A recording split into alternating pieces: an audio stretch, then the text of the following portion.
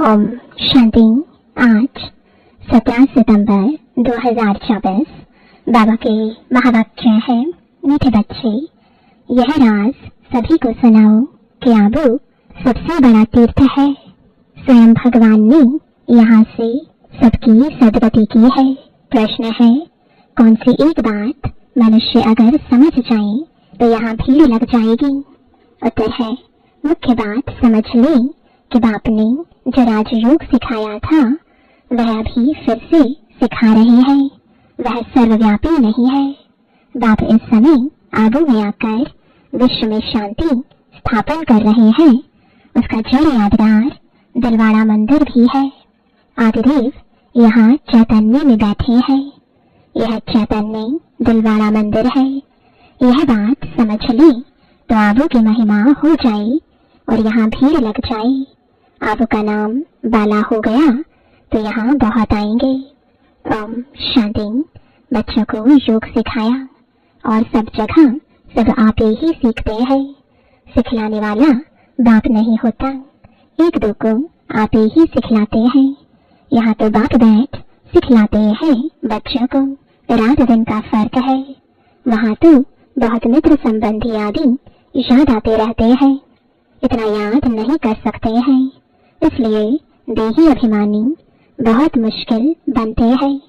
यहाँ तो देही अभिमानी तुमको बहुत जल्दी बनना चाहिए, परंतु बहुत है जिनको कुछ भी पता नहीं है। शिव बाबा हमारी सर्विस कर रहे हैं। हमको कहते हैं अपने को आत्मा समझ बाप को याद करो। जो बाप इसमें विराजमान है, यहाँ विराजमान है, उनको याद करना पड़ता है। बहुत बच्चे हैं जिनको यह निश्चय ही नहीं है कि शिव बाबा ब्रह्मात्म द्वारा हमको सिखला रहे हैं। जैसे और लोग कहते हैं हम कैसे निश्चय करें, ऐसे यहाँ भी है।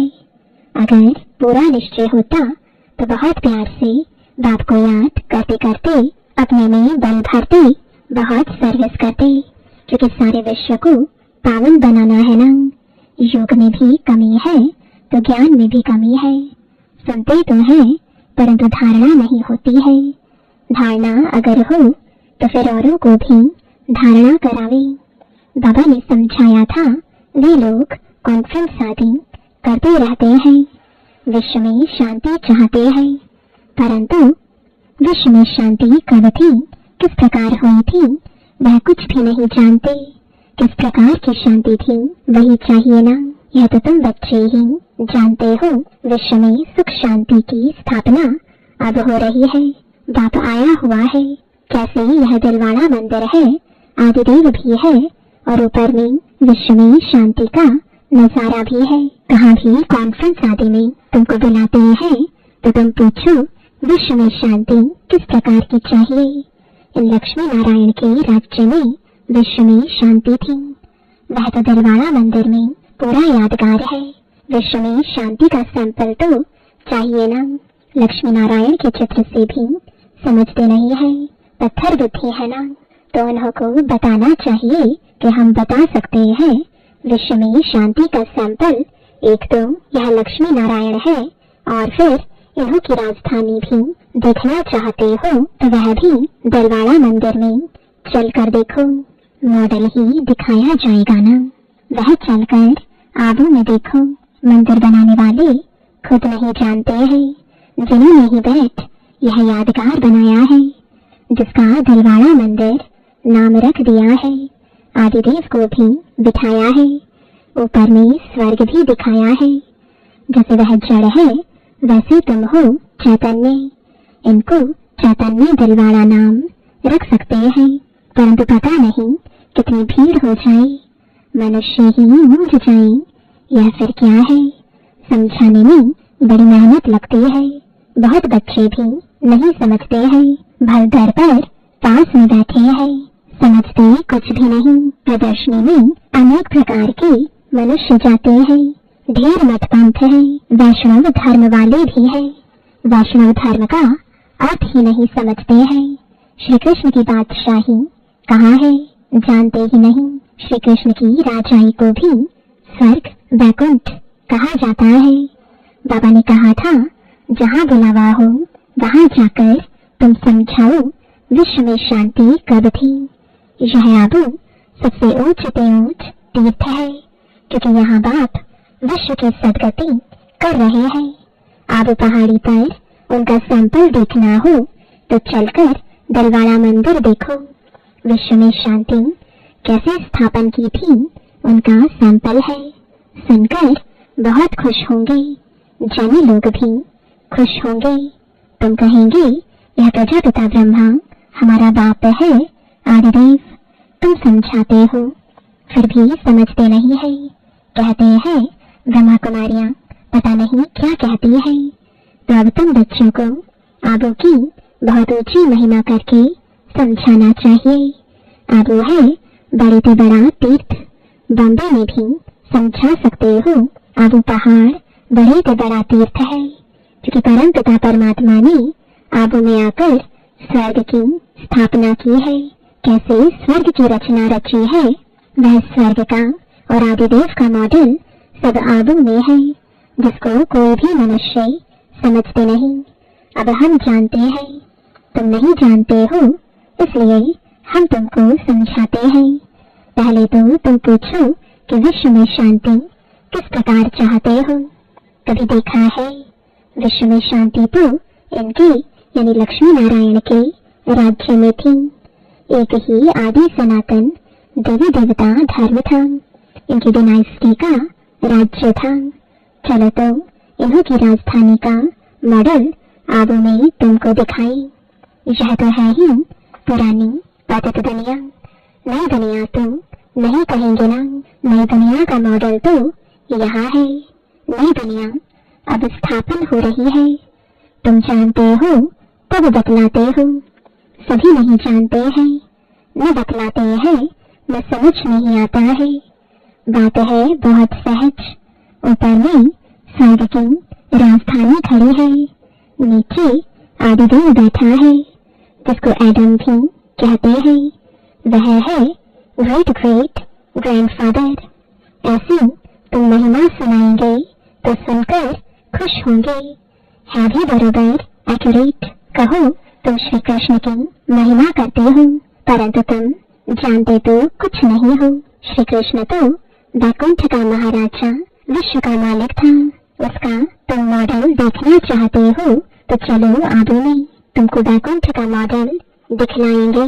कैसे पुरुषोत्तम संगम युग पर राजयोग सीखते हैं, जिससे फिर विश्व के मालिक बने हैं। वह भी मॉडल दिखाए। संगम युग की तपस्या भी दिखाई।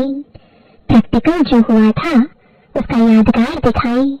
शिव बाबा जिसने लक्ष्मी नारायण का राज्य स्थापन किया, उनका भी चित्र है। अम्बा का भी मंदिर है। अम्बा को 10-20 भुजाएं नहीं है। भुजाएं तो 2 ही होती हैं। तुम आओ तो तुमको दिखाएं। वैकुंठ भी आबू में दिखाई। आबू में ही बाप ने आकर सारे विश्व को हेवन बनाया है, सदगति दी है।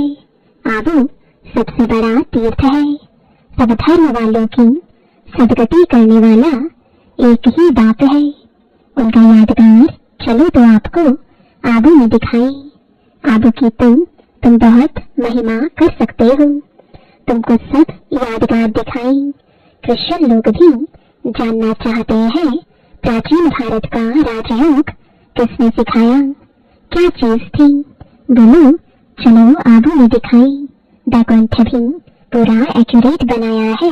ऊपर छत में तुम ऐसा नहीं बना सकते हो, तो यह अच्छी रीति बताना है। टूरिस्ट धक्का खाते हैं, वह भी आकर समझे। तुम्हारा आबू का नाम बाला हो गया तो बहुत आएंगे। आबू बहुत मशहूर हो जाएगा। जब कोई पूछते हैं कि विश्व में शांति कैसे हो, सम्मेलन आदि में निमंत्रण देते हैं, तो पूछना चाहिए विश्व में शांति कब थी, वह जानते हो। विश्व में शांति कैसे थी, चलो हम समझाएं। मॉडल आदि सब दिखाएं। ऐसा मॉडल और कहाँ भी नहीं है। आबू ही सबसे बड़ा ऊंच तीर्थ है, जिसमें बाप ने आकर के विश्व में शांति सर्व की सदगति की है। यह बातें और कोई नहीं जानते तुम्हारे में भी नंबरवार है। भाई बड़े महारथी म्यूजियम आदि संभालने वाले हैं, परंतु ठीक रीति किसको समझाते हैं वो नहीं। बाबा रीड तो करते हैं ना, बाबा सब कुछ समझते हैं, जो भी जहाँ भी है उनको समझते हैं। कौन कौन पुरुषार्थ करते हैं क्या पद पाएंगे। इस समय अगर मर पड़े तो कुछ भी पद पा नहीं सकेंगे। याद की यात्रा की मेहनत वह समझ नहीं सकते। बाप रोज रोज नई बातें समझाते हैं, ऐसे ऐसे समझाकर ले आओ, यहाँ तो यादगार कायम है। बाप कहते हैं मैं भी यहाँ हूँ, आदिदेव भी यहाँ है, वैकुंठ भी यहाँ है।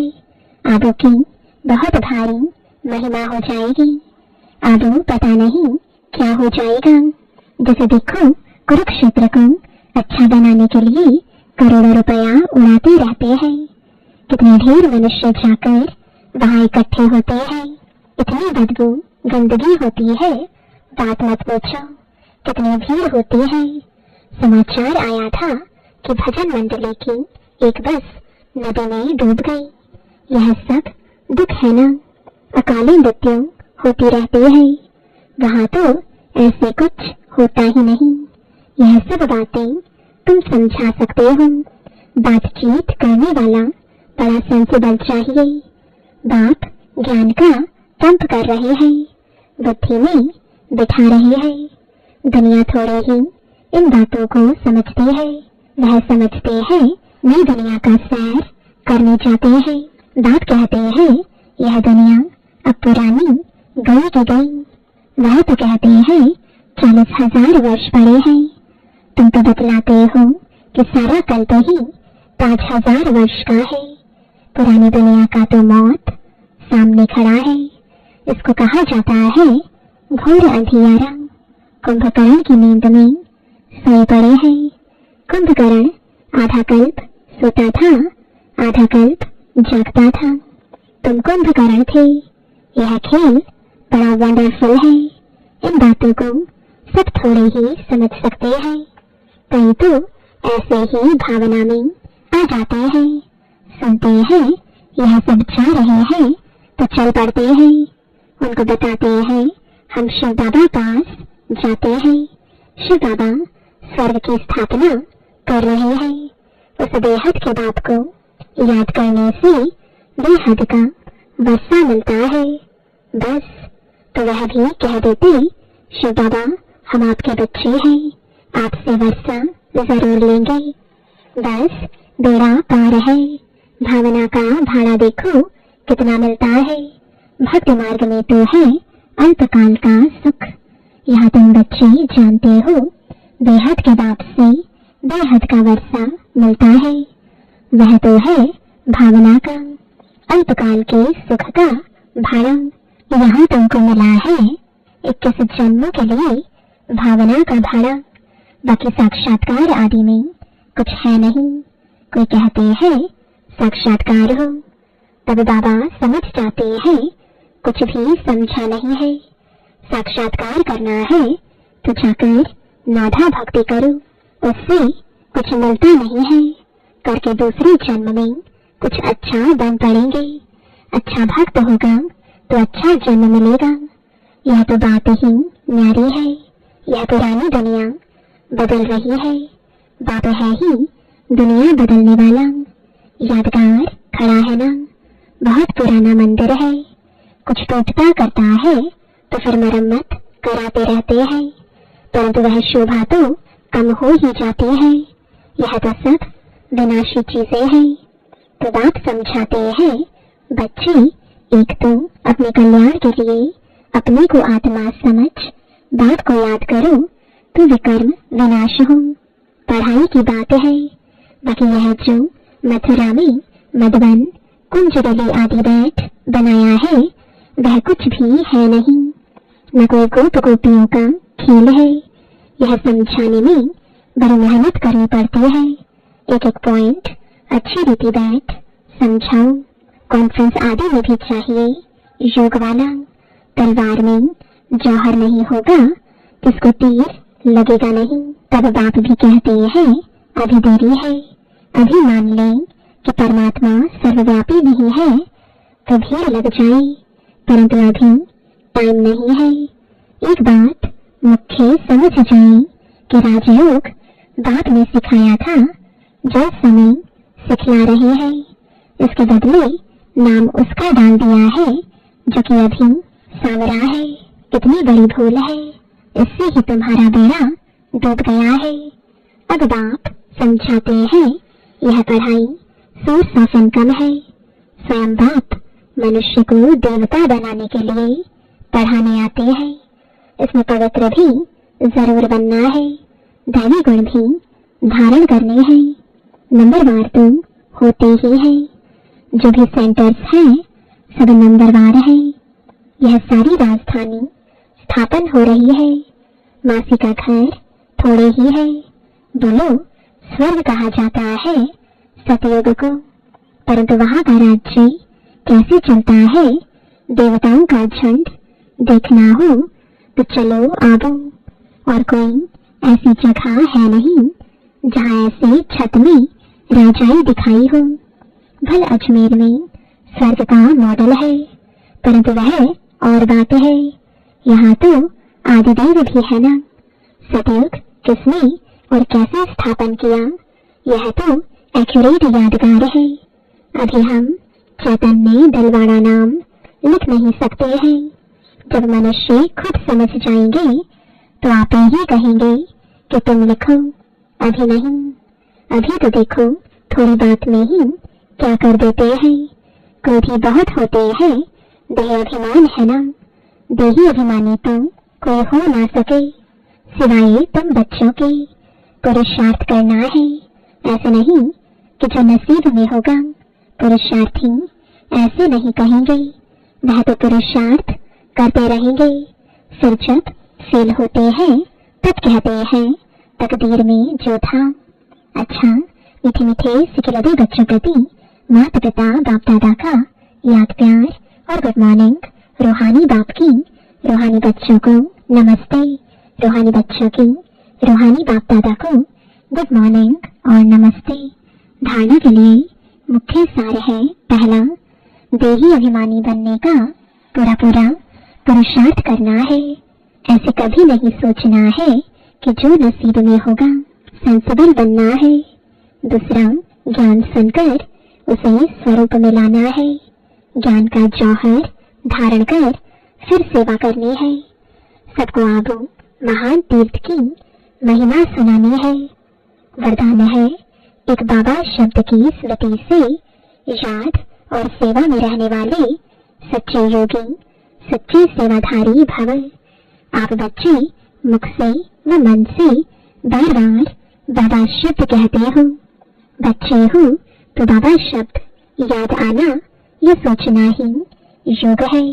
और मुख से बार बार कहना कि बाबा ऐसे कहते हैं, बाबा ने ये कहा, यही सेवा है। लेकिन इस बाबा शब्द को कोई दिल से कहने वाले हैं, कोई नॉलेज के दिमाग से। जो दिल से कहते हैं उन्हें दिल में सदा प्रत्यक्ष प्राप्ति, खुशी और शक्ति मिलती है। दिमाग वालों को बोलने समय खुशी होती, सदा काल की नहीं। स्लोगन है, परमात्मा रूपी क्षमा पर फिदा होने वाले ही सच्चे परवाने हैं। ओम शांति।